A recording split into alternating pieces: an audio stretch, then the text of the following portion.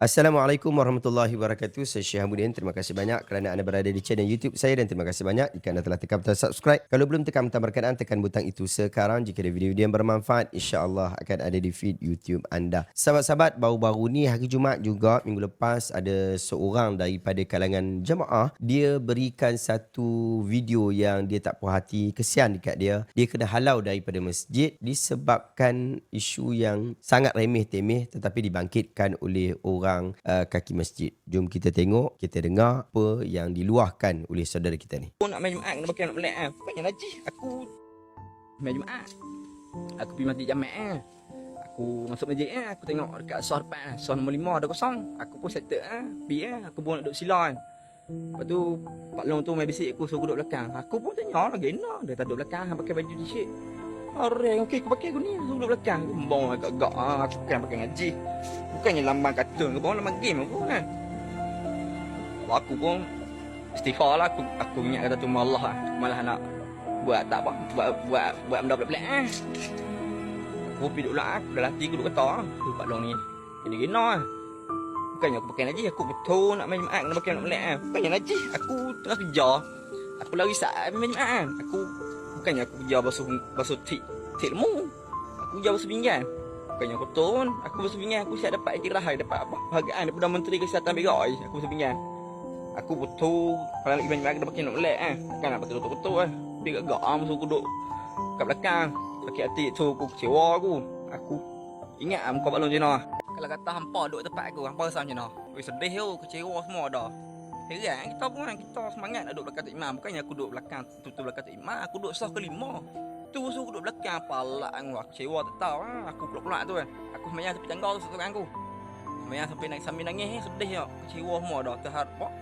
memang aku geram arek kalau hampa duduk tempat aku pasal apa memang sedih ni aku sudah riak ni aku lak dah takut malu tak aku gester aku riak memang dapat uduh kalau tengok tapi tak peduli gester kita pun ada hati dalam hati kita ada teman kita pun boleh sedih. Alhamdulillah kita telah menonton video berkenaan sama-sama. Saya harap kita dapat ambil manfaat daripada video yang kita tonton tadi. Sahabat-sahabat, itu yang berlaku kepada Pak Long tadi ni, kepada sahabat kita ni yang dia pergi solat Jumaat tapi nak duduk dekat saf yang mungkin bukan saf yang pertama, saf yang kelima pun tidak dibenarkan oleh orang masjid. Bila ditanya pasal apa dia tak dibenarkan, Pak Long tu kata disebabkan dia pakai baju t-shirt. Saya tak pernah jumpa lagi yang mengatakan bahawa orang yang pakai baju t-shirt ni tak sah solat dia, ataupun orang pakai baju t-shirt ni tak boleh untuk duduk di dalam saf yang pertama di dalam salat. Saya tak pernah dengar lagi fatwa-fatwa pelik macam tu dikeluarkan. Paling ada pun perbahasan berkaitan tentang pakaian dengan gambar dan juga tulisan yang mengganggu. Mungkin itu ada perbahasannya. Tetapi kalau tengok baju yang dipakai oleh saudara kita tadi ni,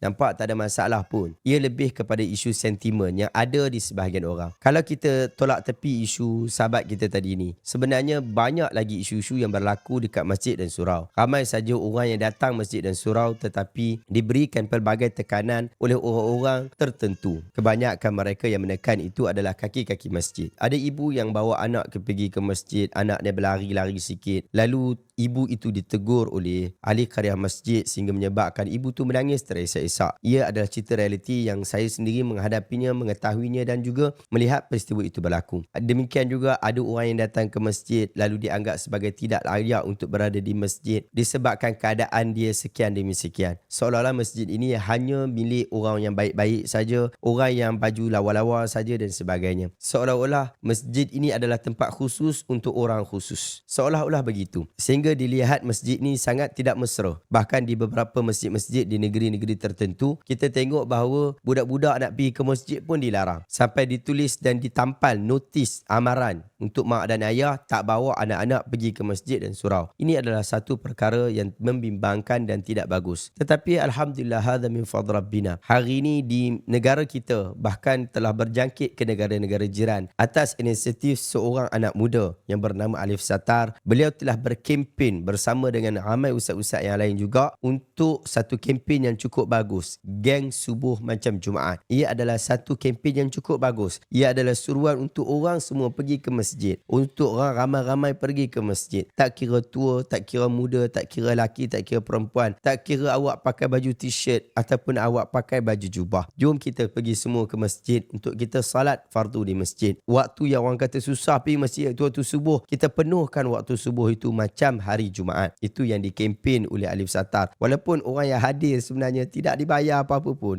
tidak diberikan apa-apa insentif, tidak berikan apa-apa habuan pun. Paling tinggi pun pihak masjid buat makan sikit, paling tinggi pun pihak masjid sediakan minum sikit. Itu sahaja. Lebih daripada itu tidak ada. Lalu hari ini orang pergi ke masjid ramai-ramai. Dan usaha seperti itu saya berharap ia dapat memberikan manfaat kepada kita. Kerana saya bimbang jika usaha-usaha seperti yang dilakukan oleh Alif Satar itu tidak diteruskan, ia akan mengakibatkan kelompok-kelompok ortodoks yang berada di masjid, yang begitu rigid yang berada di masjid, yang menganggap masjid ini hanyalah untuk orang-orang tua tertentu yang berpakaian-pakaian tertentu dengan sifat-sifat tertentu sahaja memiliki masjid. Akhirnya menyebabkan orang muda tak nak pergi ke masjid, budak-budak tak nak pergi ke masjid sebab masjid banyak sangat peraturan, masjid banyak sangat halangan untuk orang pergi ke sana. Pintu pagar masjid sentiasa ditutup, hanya dibuka 5 minit sebelum dari itu azan, sehinggalah ditutup semula selepas 30 minit waktu solat berakhir. Ia akan menjadikan wajah yang tidak elok kepada agama kita. Pengalaman yang berlaku kepada sahabat kita yang kita tengok tadi, ia juga berlaku kepada ramai orang. Saya sendiri juga pernah pergi ke masjid pun kena halau juga bawa anak yang kecil, masih baby, disebabkan dia kata anak tu menanggung najis. Lalu dia kata tak boleh nak duduk dekat sini. Dia nak suruh kita duduk kat mana? No, duduk jauh daripada jemaah. Tak tahu apa yang ditakutkan sangat, tak tahu apa yang dia benci sangat dengan budak-budak. Tetapi itulah yang berlaku. Banyak perkara yang perlu diperbaiki dengan pihak pengurusan masjid. Tapi saya yakin satu perkara. Apabila orang yang betul menguruskan masjid, orang yang betul di dalam pentadbiran masjid, insya-Allah jemaahnya pun akan jadi betul, akan jadi baik. Hari ini kita ada ramai ustaz-ustaz kita macam Ustaz Firdaus bin Habib, Masjid Al-Bushra Merbuk yang sungguh aktif di dalam pengurusan masjid. Layanan dekat masjid sangat-sangat bagus. Demikian juga ustaz-ustaz yang lain saya tengok, Ustaz Muhammad Yaakob Yusra dan juga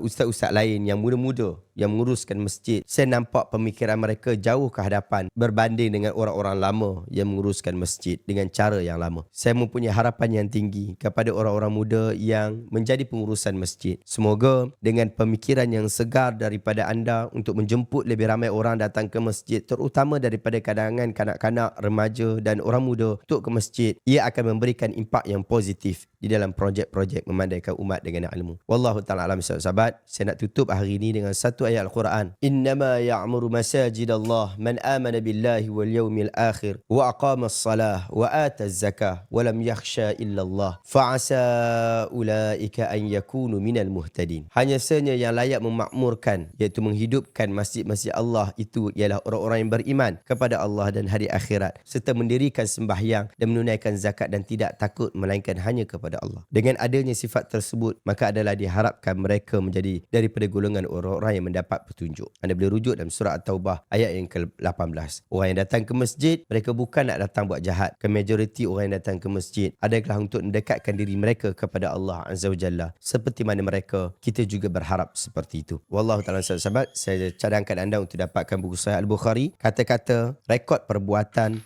rekod kenyataan Nabi Muhammad SAW yang sahih, yang dianggap sebagai buku yang paling sahih selepas Al-Quran. Harga RM655 untuk package platinum. Kalau anda nak dapatkan buku ini secara serius, saya sedang buka untuk 200 orang sahaja untuk dapatkan buku ini dengan harga RM59.90 secara bulanan. Link saya letakkan dekat bahagian description. Jumpa lagi. Assalamualaikum warahmatullahi wabarakatuh.